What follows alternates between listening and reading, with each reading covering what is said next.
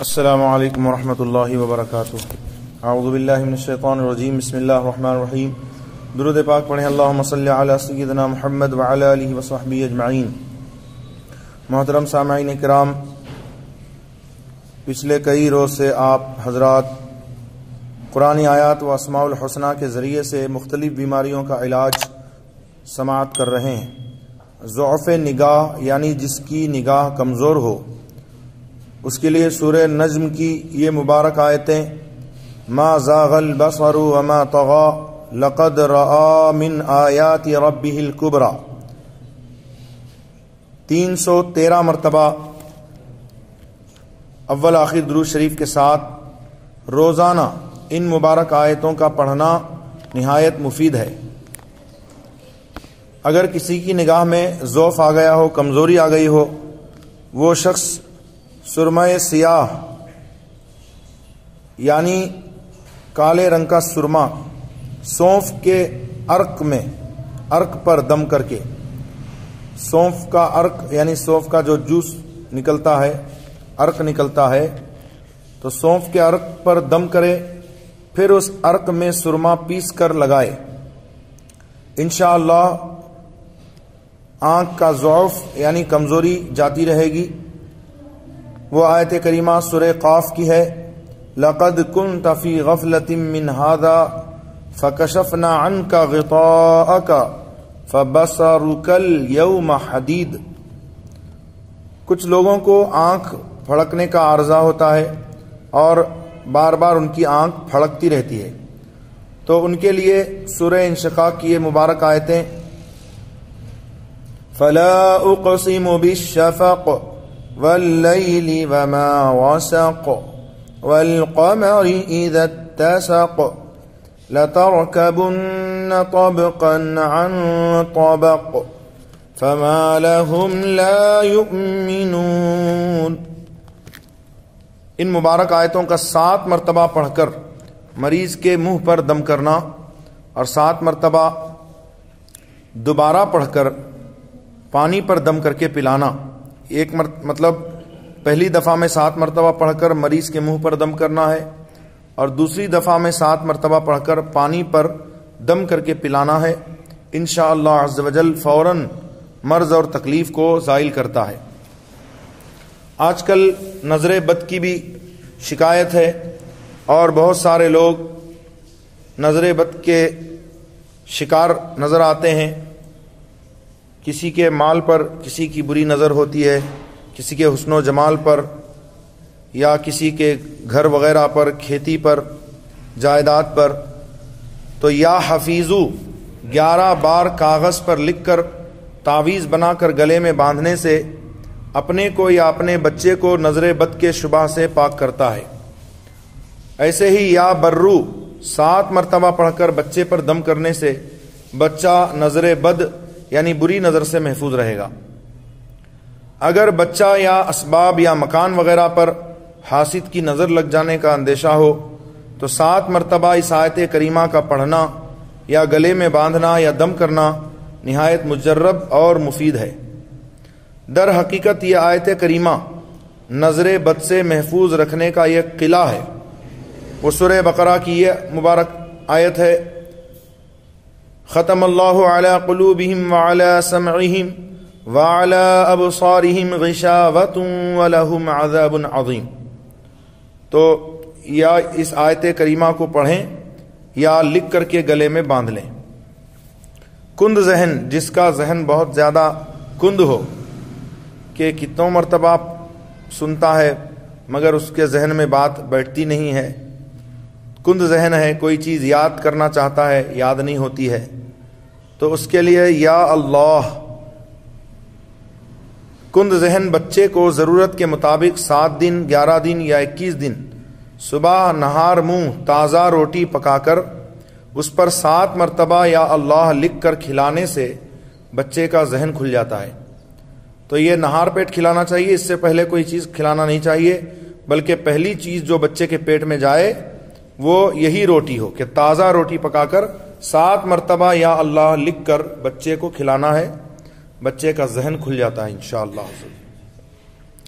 ذہن اور حافظہ یعنی میموری، یاد رکھنے کی جو میموری ہے اور ذہن کے تیز ہونے کے لیے، یا علیمو 21 مرتبہ پانی پر دم کر کے 40 روز تک نہار منہ پلانے سے بچہ صاحب علم ہوگا، ذہن اور حافظہ اس کا روشن ہو جائے گا۔ نسیان یعنی بھول، اس عارضے میں اکثر لوگ مبتلا ہیں، اور اس کی جو وجوہات ہیں ان میں سے ایک وجہ یہ بھی ہے کہ گناہوں میں ملوث رہتے ہیں، گناہوں کی کثرت کی وجہ سے بھی بھول کی بیماری پیدا ہوتی ہے۔ بیت الخلاء میں تھوکنے سے بھی بھول کی بیماری، نسیان کی بیماری پیدا ہوتی ہے۔ عورت کی شرمگاہ کی طرف نظر کرنے سے بھی بھول کی بیماری پیدا ہوتی ہے، اور بہت ساری وجوہات ہیں۔ تو ان میں سے ایک بڑی وجہ ہے گناہوں کی کثرت، جس کی وجہ سے حافظہ بھی کمزور ہو جاتا ہے، ذہن بھی کمزور ہو جاتا ہے، اور بھول کی بیماری پیدا ہو جاتی ہے۔ تو جو اس عارضے میں مبتلا ہو تو وہ گناہوں سے سچی توبہ کرے اور اللہ رب العزت کے ذکر کی کثرت کرے، قرآن شریف کی تلاوت کرے اور درود پاک زیادہ سے زیادہ پڑھے۔ اس کے ساتھ یا قویو اس مبارک نام کو کوئی شخص جمعہ کے دن سورج نکلنے کے 1 گھنٹے کے بعد، جیسے ابھی سورج نکل رہا ہے 6:09 پر بنگلور میں، کرناٹک میں، تو اس کے 1 گھنٹے بعد یعنی 7:10 پر یا قویو 3000 مرتبہ پڑھے تو اس کے مزاج کی بھول اور نسیان رفع ہوگا، مگر کم سے کم 7 جمعہ اس عمل کو برابر کیا جائے۔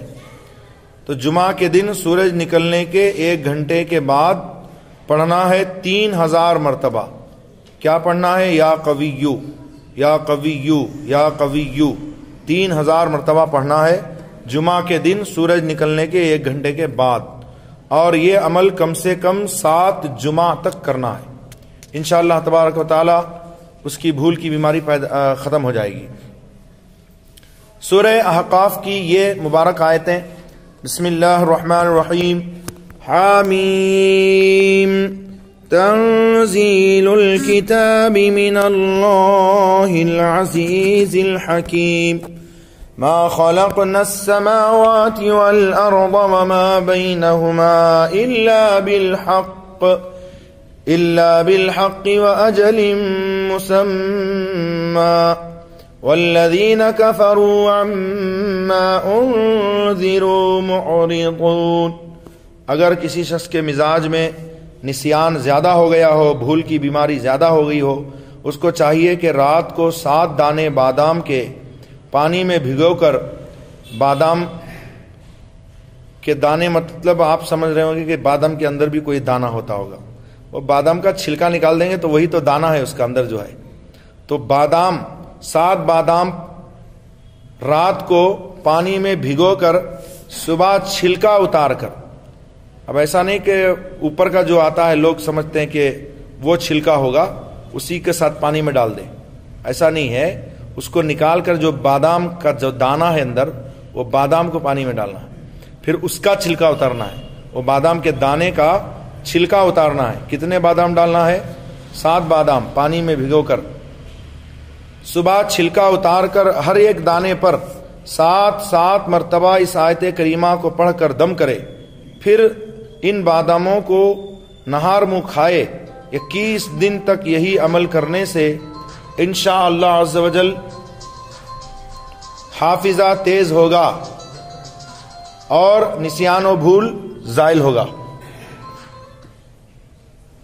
سورہ طٰہٰ کی یہ مبارک آیت، رب اشرح لی صدری ویسر لی امری واحلل عقدۃ من لسانی یفقہوا قولی،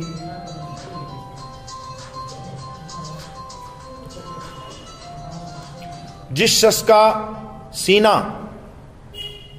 کا سینہ بولنے چالنے میں کمزور ہو، بولنے میں چلنے میں کہ چلتا ہے تو سانس پھولنے لگتی ہے، بات کرتا ہے تو سانس اوپر چڑھنے لگتی ہے، یا اس کے مزاج میں رعب غالب رہتا ہو، اکثر گھبراہٹ محسوس کرتا ہو، یا بڑے مجمع سے گھبراتا ہو، وہ ہر روز صبح کی نماز کے بعد 21 مرتبہ اس آیت کو پڑھا کرے، انشاءاللہ یہ سب باتیں جاتی رہیں گی۔ وما علینا الا البلاغ المبین وآخر دعوانا الحمدللہ رب العالمین۔ اللہم صلی علی سیدنا محمد وعلی آلہ وصحبہ اجمعین۔ یا اللہ یا رحمان یا رحیم، اپنے کرم سے اپنے حبیب علیہ الصلوۃ والتسلیم صدقے جو درس وائے سے اپنی بارگاہ میں قبول فرما، ہم سب کو ان باتوں پر عمل کی توفیق دے۔ مولا ہم میں جو بھی نسیان کے مرض میں یا کسی بھی طرح کے مرض میں مبتلا ہوں تو ان کو شفائے کاملہ واجلہ عطا فرما، ہمیں گناہوں سے سچی توبہ کی توفیق دے، شریعت پر قائم رکھ، بد اعمالی بد عقیدگی کی نحوست سے ہماری حفاظت فرما، سچے مذہب، اچھے مذہب، پیارے مذہب، اہل سنت و جماعت مسلک اعلی حضرت پر قائم رکھ اور اسی پر خاتمہ بالخیر نصیب فرما۔ صلی اللہ تعالی علی خیر خلقہ سیدنا محمد وعلی آلہ وصحبہ اجمعین برحمتک یا ارحم الراحمین بحق لا الہ الا اللہ محمد رسول اللہ صلی اللہ علیہ وآلہ وسلم۔ امید کرتا ہوں آپ حضرات اس درس کو خود بھی سنیں گے اور دوست و احباب کو شیئر کریں گے۔ فجزاکم اللہ تعالی احسن الجزاء، والسلام علیکم ورحمۃ اللہ۔